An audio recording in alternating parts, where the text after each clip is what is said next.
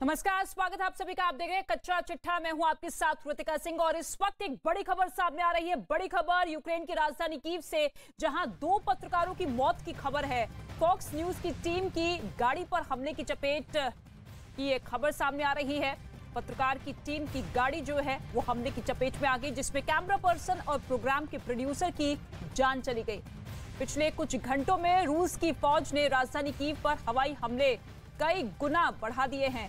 वहां पर 17 मार्च तक के लिए कर्फ्यू लगाया जा चुका है और इसी बीच माना यह जा रहा है कि एक हवाई हमला फॉक्स न्यूज की इस टीम पर हुआ है, जिसमें 2 पत्रकारों की मौत हुई।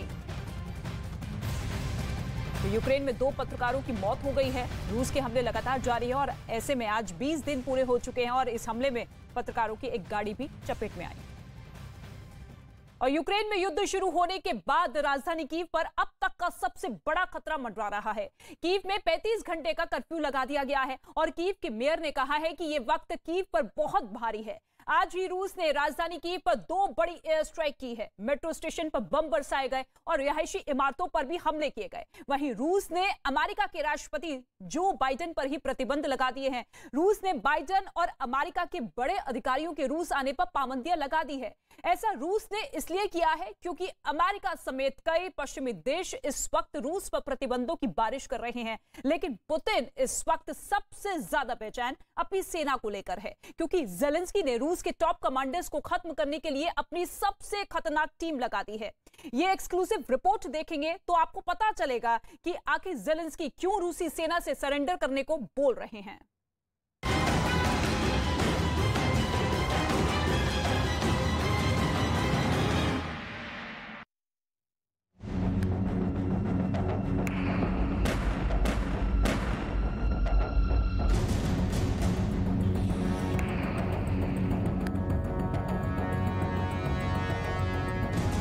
एक नहीं, 2 नहीं, 3 नहीं, 4 नहीं, 5 नहीं, 20 दिन की जंग में यूक्रेन युद्ध रूस के लिए इतना खतरनाक हो गया है कि व्लादिमीर पुतिन के 12 कमांडर खत्म हो चुके हैं। यूक्रेन चुन चुनकर रूस के कमांडर्स को टारगेट कर रहा है। रूस की सैन्य कमान में खलबली मचाना यूक्रेन का मकसद बन गया है। रिजल्ट सामने है। 20 दिन में रूस के 12 कमांडर ढेर हो चुके हैं। यूरोप और पश्चिमी देशों के अखबार इन कमांडर्स की तस्वीरों से पटे पड़े हैं। रूस के ऐसे बड़े बड़े जनरल मारे जा रहे हैं जिनके पास सीक्रेट ऑपरेशंस की जिम्मेदारी थी, जिनसे रूस को सबसे ज्यादा उम्मीद थी, जो जनरल फ्रंट पर मौजूद थे, और अब रूस इन्हें बहुत सस्ते में गंवाता जा रहा है। रूस में 7वीं एयरबोर्न डिवीजन के कमांडर आंद्रे सुखोवेत्स्की को यूक्रेन के स्नाइपर ने मार गिराया। रूस के दूसरे मेजर जनरल विताली गेरासिमोव, रूस की 41वीं आर्मी यूनिट के डिप्टी कमांडर को खार्किव में गोली मारी गई। मेजर जनरल आंद्रे सुखोवेत्स्की का मोर्चे पर होना ही दुनिया भर के सैन्य विशेषज्ञों को हैरान कर रहा है। तो मेजर जनरल गेरासिमोव की मौत रूस को दूसरा बड़ा झटका कहा जाएगा।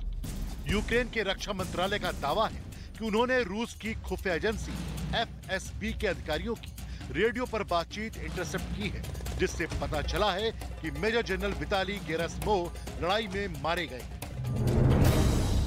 यूक्रेन का दावा है कि रूस की 29वीं कॉम्बाइंड आर्म्स आर्मी के कमांडर मेजर जनरल आंद्रे कोलेंस्कोव को मार दिया गया है। ये रूस की करीब 1.5 लाख फौज के हौसले पस्त करने के लिए काफी है। रूस की ये फौज इस वक्त यूक्रेन के युद्ध में शामिल है। 1 लाख फोर्स यूक्रेन बॉर्डर पर रिजर्व के तौर पर तैनात है। लेकिन पहले ही 8 दिन के अंदर यूक्रेन ने रूस के 3 टॉप कमांडर मार गिराए। युद्ध के पहले हफ्ते में ही 3 मेजर जनरल्स का मारा जाना, ये बात रूस की बैटल टैक्टिक्स यानी युद्ध लड़ने के तरीके पर सवाल उठा रही है, क्योंकि यूक्रेन की फौज अब मोर्चे पर रूस की मिलिट्री लीडरशिप को ढूंढ कर टारगेट कर रही है और रूस को इस एम्बुश को रोकने का कोई तरीका समझ नहीं आ रहा।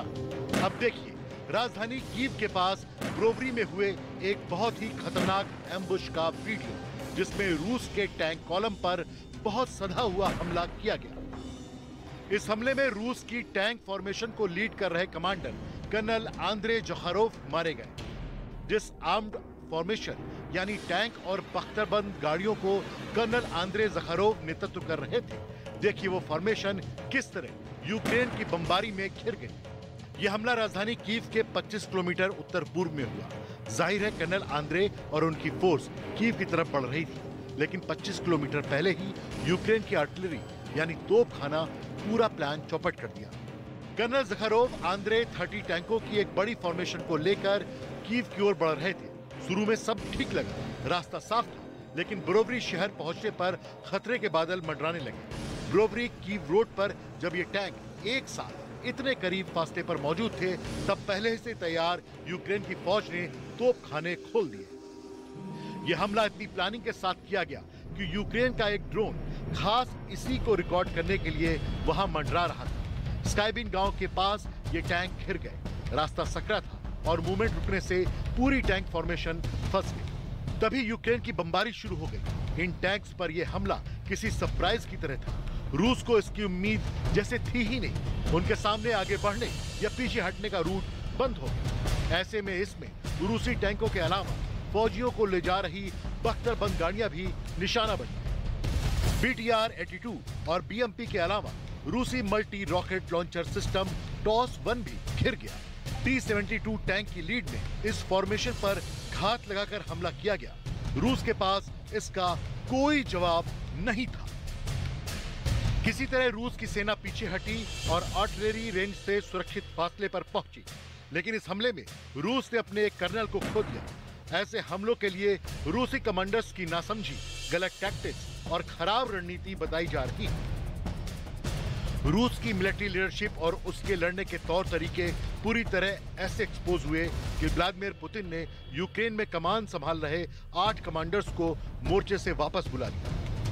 यूक्रेन बार बार दावा कर रहा है कि उसने रूस के 12,000 से ज्यादा सैनिकों को 20 दिन के युद्ध के अंदर खत्म कर दिया है, लेकिन निष्पक्ष स्रोत बताते हैं कि यूक्रेन में अब तक 3 से 4,000 रूसी सैनिक मारे गए हैं। हालांकि अमेरिकी स्रोत बताते हैं कि ये आंकड़ा 5,000 से ज्यादा हो सकता है। रिपोर्ट है कि युद्ध ज्यादा लंबा खींचने पर मॉस्को से रूसी सेना को यह ऑर्डर मिला कि बड़े अफसर मोर्चे पर जाएं, सेना को खुद लीड करें, लेकिन ये बहादुरी रूसी सेना के अफसरों की जान जोखिम में डाल रही है। 12 कमांडर्स में रूसी सेना की दूसरी लाइन के अफसर भी बड़ी तादाद में मारे जा रहे हैं। लेफ्टिनेंट कर्नल दिमित्री सफ्रोनोव रूस की 61वीं मरीन ब्रिगेड के कमांडर खार्किव में मारे गए। खार्किव के पास चुहिर शहर, जिस पर रूस का कब्जा हो चुका है, वहां यूक्रेन और रूसी सेना के बीच बहुत खतरनाक जंग लड़ी गई और यूक्रेन की फौज ने इलाके पर न सिर्फ कब्जा किया, बल्कि रूसी कमांडर दिमित्री सफ्रोनोव को भी खत्म कर दिया। रूस की 11वीं एयरबोर्न असॉल्ट टीम के डिप्टी कमांडर भी मारे जा चुके हैं। लेफ्टिनेंट कर्नल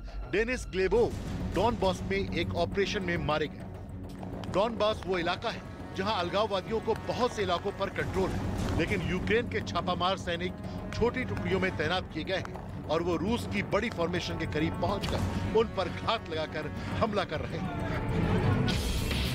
रूस की 247वीं गार्ड्स एयर असॉल्ट रेजिमेंट के कमांडर कर्नल कांस्टेंटिन जिजेवेस्की डॉनबास के ऑपरेशन के दौरान मारे गए। उन्हीं के साथ लेफ्टिनेंट कर्नल यूगी अगरकोव भी यूक्रेन के हमले में मारे गए। लेफ्टिनेंट कर्नल अगरकोव 56वीं एयर असॉल्ट टीम को कमांड कर रहे थे। ऐसे हमले और उनके पीछे रूस की नाकामी, इन बातों की जो बड़ी वजह बताई जा रही है, उनमें से एक बड़ी बात ध्यान देने वाली है। रूसी फोर्स को किसी भी नए टारगेट पर एडवांस करने के लिए नोटिस भी सिर्फ 24 घंटों का मिल रहा है। यानी बड़े लेवल पर प्लानिंग तो बहुत हो रही है, लेकिन निचले स्तर पर किसी भी ऑपरेशन को कैसे अंजाम दिया जाएगा, इसे लेकर तालमेल की कमी हो सकती है। यूक्रेन के युद्ध में रूस के साथ डॉनबास के अलगाववादी भी लड़ रहे हैं और इन्हीं में से एक यूनिट के कमांडर व्लादिमीर जोंगा डोनेट्स्क रीजन में मारे गए। पूर्वी यूक्रेन में स्पार्टा बटालियन के कमांडर जोंगा को उस वक्त गोली मारी गई जब वो रूस की तरफ से वोल्नोकोवाखा में मोर्चा संभाले हुए थे। एक मजबूत मिलिशिया के कमांडर का ऐसा ही मारा जाना रूस के लिए बहुत बड़ा झटका कहा जाएगा, क्योंकि स्पार्टा बटालियन जैसे अलगाववादियों की कई यूनिट इस वक्त दक्षिण यूक्रेन में रूस की तरफ से लड़ रही है, लेकिन मिलिशिया का एक मोर्चा दक्षिण के साथ उत्तरी यूक्रेन में भी लड़ाई लड़ रहा है। इस वक्त यूक्रेन में चेचन्या से 10,000 लड़ाके रूस की फौज के साथ मोर्चा संभाले हुए हैं। लेकिन इस लड़ाई में गुरिल्ला युद्ध के लिए मशहूर चेचन लड़ाके और उनके कमांडर भी गच्चा खा रहे हैं। चेचन लड़ाकों के एक कमांडर जनरल मगोमेद तुशायेव भी इस युद्ध में यूक्रेन का शिकार बने। कीव के पास होस्टोमेल में हुई लड़ाई में यूक्रेन की सेना ने जनरल तुशायेव को मार गिराया। जनरल तुशायेव 56 टैंकों के साथ एक फ्रंट को संभाले हुए थे, लेकिन तभी तीन तरफ से उनकी फॉर्मेशन पर एंटी टैंक गाइडेड मिसाइल से हमला शुरू हो गया। यूक्रेन की फौज, जिसमें अजोव बटालियन से लेकर कई और मिलिशिया भी शामिल थे, उनके सरप्राइज अटैक में जनरल तुशायेव भी रूस पर कुर्बान हो गए। यूक्रेन की फौज और मिलिशिया इस वक्त तीन तरह के एंटी टैंक वेपन सिस्टम का इस्तेमाल कर रहा है। इनमें पहला है अमेरिका से मिला javelin anti tank guided missile system. दूसरा है ब्रिटेन से मिला NLAW यानी next generation light anti tank weapon. और तीसरा है स्वीडन से मिला 84 यानी एंटी टैंक वेपन सिस्टम। ये तीनों हथियार इस वक्त रूस के T-72, T-80 और T-90 टैंक पर भारी पड़ रहे हैं। रूस टैंक पावर की बैकबोन कहे जाने वाले ये तीनों टैंक और BMP जैसी कई बख्तरबंद गाड़ियां इस युद्ध में खिलौनों की तरह तबाह की गई। एक आंकड़ों के मुताबिक यूक्रेन ने पहली 300 जेवलिन मिसाइलों से रूस के 280 टैंक और बख्तरबंद गाड़ियां तबाह की, यानी 93% का सक्सेस रेट, जिसने अमेरिकी जेवलिन को दुनिया का सबसे खतरनाक एंटी टैंक गाइडेड मिसाइल साबित कर दिया। रूस की सेना के लिए, खासकर पुतिन के लिए, यूक्रेन युद्ध में रोज नए नए सबक मिल रहे हैं। रूस के कई हथियारों के साथ उसके लड़ने के तौर तरीकों की पोल खुली है। रसद यानी सप्लाई लाइन को कायम रखना रूस के लिए चैलेंज साबित हुआ है। और इस बीच गुरिल्ला युद्ध रूस के लिए अभी यूक्रेन में सबसे बड़ी चुनौती बनकर उभरा है, क्योंकि इसमें रूस सिर्फ अपने बड़े बड़े फौलादी हथियार ही नहीं, बल्कि पुतिन अपने काबिल और अनुभवी अफसरों को भी खोते जा रहे हैं। यही वजह है कि रूस की फौज अब ऐसे रिहायशी इलाकों में भी खुलकर बमबारी कर रही है जहां उसे यूक्रेन की फौज या मिलिशिया के छुपे होने की खबर मिली। यूक्रेन की जंग अगले कुछ दिनों में अगर नहीं थमी तो रूस को अपनी रणनीति में बहुत बड़े बदलाव की जरूरत पड़ेगी। लेकिन उस नई रणनीति के साथ रूसी फौज का हौसला कायम रखना भी पुतिन के लिए सबसे बड़ा काम होगा।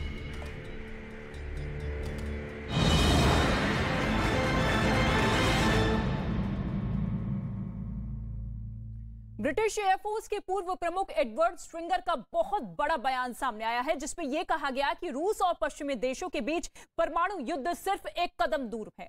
एडवर्ड स्ट्रिंगर ने यह कहा है कि युद्ध जिस तरह से आगे बढ़ रहा है, कभी भी कुछ भी हो सकता है, परमाणु युद्ध भी संभव है। दुनिया के बड़े बड़े युद्ध रणनीतिकार इस वक्त इसी सवाल पर चर्चा कर रहे हैं कि क्या पुतिन न्यूक्लियर बम का बटन दबा सकते हैं।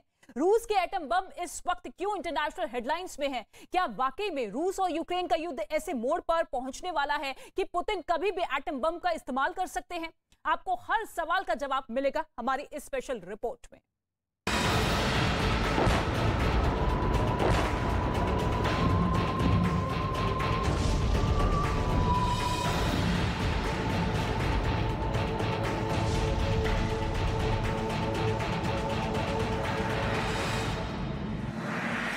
पूरी दुनिया में टेंशन।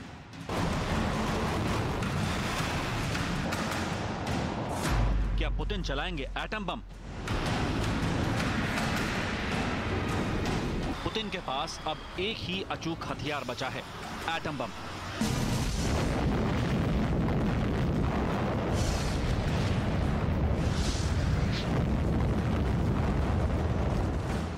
लड़ाकू विमानों से लेकर बम वर्षक तक और रॉकेट से लेकर मिसाइल तक पुतिन सब कुछ इस्तेमाल कर चुके हैं।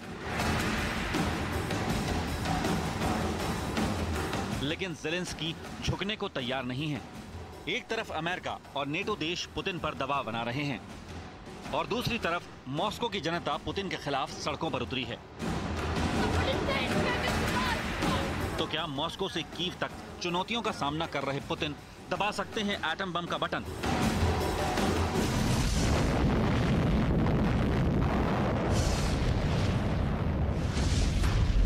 दुनिया की सबसे बड़ी खबर इस वक्त यही है। दुनिया के बड़े बड़े अखबारों में लेख लिखे जा रहे हैं। क्या पुतिन एटम बम का इस्तेमाल कर सकते हैं? अगर परमाणु युद्ध हो गया तो क्या होगा?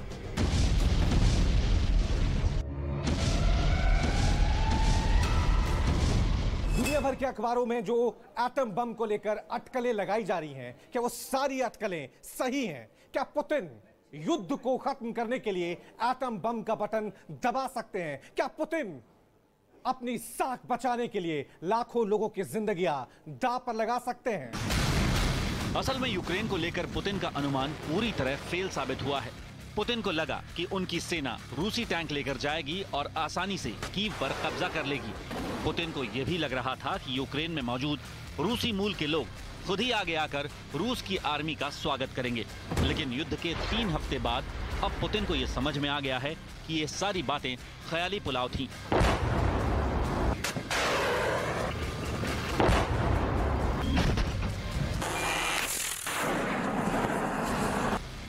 ये तस्वीरें पुतिन को बिल्कुल भी अच्छी नहीं लग रही होंगी। ये यूक्रेन के ही लोग हैं जो यूक्रेन की सेना के साथ खड़े हो गए हैं और आखिरी दम तक मोर्चा लेने के लिए बोरियों में रेत भर रहे हैं। साथ ही लाखों की संख्या में पेट्रोल बम बना रहे हैं। ये सब रूस की आर्मी के खतरनाक स्वागत के लिए है। Не є членом НАТО, ми це розуміємо, ми адекватні люди. Роками ми чули про нібито відкриті двері, але вже почули також, що нам туди не увійти, і це правда, і треба це визнавати. Я радий, що наш народ починає це розуміти і розраховувати на себе і на наших партнерів. यानी पुतिन को पता चल चुका है मोर्चा बहुत कठिन है, क्योंकि यूक्रेन की जनता के अंदर राष्ट्रवाद की भावना भर चुकी है और वो युद्ध के दौरान हर तरह की परिस्थितियों से निपटने के लिए तैयार हैं। प्रेसिडेंट पुतिन को भी ये मालूम है कि एक बार अगर परमाणु हथियार शुरू हो गए तो पूरी दुनिया समाप्त हो जाएगी। ये इस बात को भूल जाइए कि सिर्फ एक ही एटम बम गिराया जाएगा। अगर एटम बम गिराए जाएंगे तो ये बहुत बहुत भारी तादाद में गिराए जाएंगे और उसके बाद जवाबी कार्रवाई भी होगी और इस प्रकार की कार्रवाई होगी कि मुझे तो साफ दिखता है कि पूरी दुनिया तबाही हो जाएगी। युद्ध शुरू करना है या नहीं, यह तो इंसान के बस में होता है, लेकिन युद्ध खत्म कब होगा, कैसे होगा, ये परिस्थितियां तय करती हैं। यूक्रेन में भी अभी ऐसे ही हालात बने हुए हैं। ये बात तो कभी किसी ने सोची नहीं थी कि दूसरा विश्व युद्ध खत्म करने के लिए अमेरिका हिरोशिमा और नागासाकी पर परमाणु हमला कर देगा। लेकिन 2 लाख जापानियों को मारने वाले अमेरिका पर न तो कोई केस चला न कोई मुकदमा, बल्कि उल्टा अमेरिका को यह क्रेडिट दिया गया कि उसने परमाणु हमला करके दूसरे विश्व युद्ध को खत्म कर दिया। रूस खुद को अमेरिका से ज्यादा बड़ी महाशक्ति साबित करना चाहता है, इसलिए जब रूस ने यूक्रेन पर हमला किया तो यूक्रेन की घेराबंदी के चौथे दिन ही रूस ने अपने परमाणु हथियारों को अलर्ट पर कर दिया था। 1991 में रूस की स्थापना हुई थी और 31 साल बाद पहली बार रूस ने अपने परमाणु हथियारों को अलर्ट किया था। रूस के पास जल, थल, नभ से किसी भी देश पर मिसाइल हमला कर पाने की परमाणु क्षमता है। रूस समंदर के अंदर छुपकर अपनी पनडुब्बी से परमाणु हमला कर सकता है।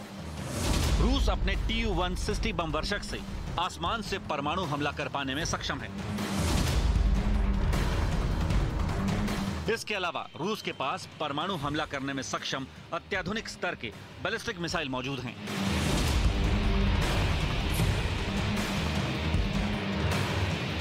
रूस हर साल लगातार अपने इन परमाणु हथियारों को टेस्ट करता है। पुतिन ने परमाणु जखीरे को अलर्ट पर रखा था। इसके बाद भी जो बाइडेन को नहीं लगता कि पुतिन परमाणु हमला करेंगे, लेकिन बाइडेन ने यह भी कहा कि पुतिन के दिमाग को पढ़ना मुश्किल है। I don't think he is remotely contemplating using nuclear weapons, but I do think I think he is focused on trying to convince the world that he has the ability to change the dynamics in Europe in a way that he cannot. But I don't. How much of it is a cover for just saying we're just doing exercises, and there's more than that? I just can't. Putin एक तानाशाह है और तानाशाह कभी हारना नहीं चाहता है। अगर रूस और यूक्रेन की इस जंग में रूस हारने लगता है तो पुतिन कुछ भी कर सकते हैं, कुछ भी में सब कुछ शामिल है। यानी पुतिन हार वाली स्थिति में एटम बम का बटन भी दबा सकते हैं। याद कीजिए 60 साल पहले क्यूबा में रूस ने क्या किया था। अमेरिका के पास ही मौजूद क्यूबा में अपने न्यूक्लियर मिसाइल तैनात करके रूस ने सीधे अमेरिका को परमाणु हमले के टारगेट में ले लिया था। और अब पुतिन भी सीधे परमाणु हमलों की धमकी दे चुके हैं कि अगर युद्ध में किसी भी नेटो देश ने दखल दिया तो उनके पास परमाणु बमों का पूरा जखीरा है। Объединенной организации НАТО и России несопоставим. Мы понимаем, но мы также и понимаем, что Россия одна из ведущих ядерных держав, а по некоторым компонентам по современности даже многих опережает. Победителей не будет. И вы окажетесь втянутыми в этот конфликт помимо своей воли. Господин президент, конечно, не хочет этого развития, и я не хочу. И я не хочу. रूस लगातार पोलैंड को धमकियां दे रहा है। रूस की न्यूक्लियर मिसाइलों को डोम्बारोवस्की मिलिट्री बेस से पोलैंड की राजधानी वॉर्सो तक पहुंचने में सिर्फ 3 मिनट का वक्त लगेगा। इसी मिलिट्री बेस से अमेरिका के न्यूयॉर्क शहर तक रूस की न्यूक्लियर मिसाइल सिर्फ 15 मिनट में पहुंच जाएंगी। अगर परमाणु हमले के लिए रूस अपनी घातक पनडुब्बी का इस्तेमाल करे तो दुनिया के किसी भी शहर को टारगेट करने में रूस को 1 मिनट से भी कम का समय लगेगा।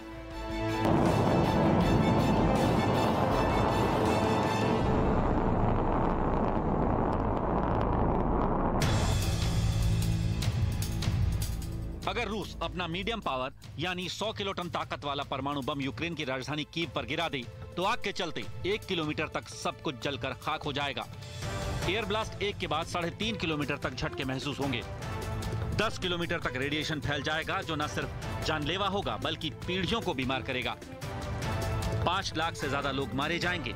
एयर ब्लास्ट 2 में 14 किलोमीटर तक इमारतें ध्वस्त हो जाएंगी।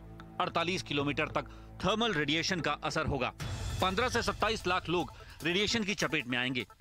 एयर ब्लास्ट 3 के बाद 94 किलोमीटर तक खिड़कियों के शीशे टूट सकते हैं। 100 किलोमीटर के दायरे तक तबाही मचेगी। देखिए, जो 1945 में जो एटम बॉम्ब गिराए थे हिरोशिमा और नागासाकी में, वो 20 kT थे। आजकल तो मेगाटन्स में एक बॉम्ब मेगाटन्स में होता है, जिसकी शक्ति उसके 1000 गुना ज़्यादा है। और इस प्रकार के अगर बॉम्ब्स पूरी दुनिया में अगर फैलने लगे और चलाने लगे तो रेडिएशन से ही पूरी दुनिया समाप्त हो जाएगी। अगर पुतिन परमाणु युद्ध का आदेश देते हैं तो रूस की सेना जमीन से भी यूक्रेन में भारी तबाही मचा सकती है। रेडिएशन लाखों लोगों की मौत की वजह बनेगा। रेडिएशन के चलते लोगों में उल्टी, मितली, ब्लीडिंग, दस्त या इससे भी ज्यादा घातक लक्षण दिखेंगे। करीब 48 किलोमीटर तक के इलाके में लोगों को 3rd डिग्री बर्न होने की आशंका होगी। विस्फोट के 200 किलोमीटर की दूरी तक खिड़कियां टूट जाएंगी। कई लोगों के सदमे के चलते मरने का खतरा होगा। पुतिन ने अपने देश में 15 मिसाइल बेस तैयार कर रखे हैं और हर बेस पर परमाणु हथियारों से लैस मिसाइलें तैनात हैं। पुतिन ने यह बेस यूरोप के नजदीक बनाए हुए हैं ताकि यूरोप के किसी भी नाटो देश पर अगर रूस हमला करता है तो इन्हीं मिलिट्री बेस का इस्तेमाल करेगा। यूरोप से आने वाली कई रिपोर्ट्स में यह भी दावा किया जा रहा है कि पुतिन यूक्रेन को डराने के लिए यूक्रेन के अंदर किसी ऐसी जगह पर परमाणु हमला कर सकते हैं जहां 10 किलोमीटर के दायरे में कोई भी आबादी ना हो। लेकिन यह भी बहुत जोखिम भरा फैसला है। और अगर हवा नॉर्थ के रुख पे गई तो ये पूरे रूस तक भी जा सकती है रेडिएशन। तो ये कहना कि न्यूक्लियर बॉम्ब वहां पर सिर्फ एक डराने के लिए कोई लगाएगा, पुतिन या कोई भी हो, ये बात मुझे सही नहीं लगती है। यूक्रेन के लोग आज युद्ध झेल रहे हैं, इसलिए अपनी सरकारों के उन पुराने फैसलों की आलोचना कर रहे हैं जब सोवियत रूस से अलग होने के बाद यूक्रेन के पास दुनिया में तीसरे नंबर पर सबसे ज्यादा परमाणु बम थे। लेकिन एक समझौते के तहत यूक्रेन ने ये सारे परमाणु बम रूस को ही सौंप दिए थे।